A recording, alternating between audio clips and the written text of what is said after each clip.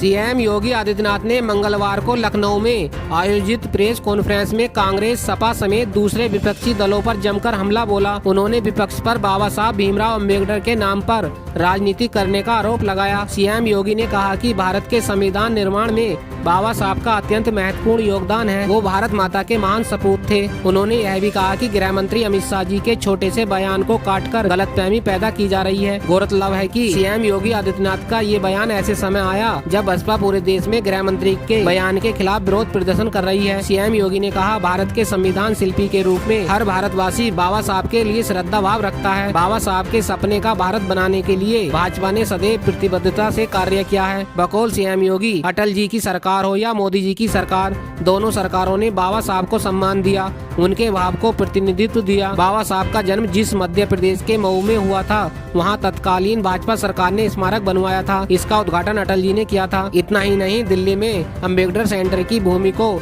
स्वर्गीय चंद्रशेखर जी ने दिया था। वहाँ अम्बेडकर सेंटर मोदी जी ने बनवाया। मुंबई से लेकर लंदन तक बाबा साहब की पहचान को सुरक्षित रखने का काम भाजपा ने किया है। बाबा साहब से जुड़े पंच तीर्थ भी भाजपा ने बनवाया है। आज मोदी जी के नेतृत्व में जो योजनाएं चल रही हैं, वो सब बाबा साहब के सपनों के मुताबिक हैं। सीएम योगी ने कांग्रेस पर हमला बोलते हुए कहा कि नेहरू नहीं चाहते थे कि बाबा साहब संविधान सभा का हिस्सा बने। ये बात कौन नहीं जानता। गांधी जी के हस्तक्षेप के बाद उन्हें ड्राफ्टिंग कमेटी का चेयरमैन बनाया गया। आखिर कौन नहीं जानता कि बाबा साहब को 1952 और 1954 के उपचुनाव में कांग्रेस ने पराजित करवाया था। पंडित नेहरू वहां बाबा साहब के खिलाफ प्रचार करने गए थे। उनके सहयोगी नारायण कालोजकर को तोड़कर बाबा साहब के खिलाफ चुनाव लड़वाया था। कांग्रेस ने कहीं बाबा साहब का स्मारक नहीं बनने दिया, जबकि भाजपा सरकार ने पंचतीर्थ का निर्माण करवाया। बाबा साहब ने जब कांग्रेस से इस्तीफा दिया तो उन्हें सदन में नहीं बोलने दिया गया। बाबा साहब ने कहा था कि कांग्रेस को दलितों वंचितों की चिंता नहीं थी, उन्हें सिर्फ मुसलमानों की चिंता थी। याद करिए, यूपीए की सरकार में कांग्रेस ने कहा था कि देश के संसाधनों पर पहला हक अल्पसंख्यकों का है। उन्होंने ये नहीं कहा था कि वंचितों दलितों का है। सीएम योगी ने आगे कहा कि अखिलेश यादव ने कन्नौज में बाबा साहब के नाम पर बने मेडिकल कॉलेज का नाम हटा दिया था। सभी जनपदों से दलित पुरोधाओं के नाम हटाए गए और अब आदरणीय गृह मंत्री के बयान को आधा अधूरा काटकर भ्रमित किया जा रहा है। अपनी राजनीतिक रोटियां सेकी जा रही हैं।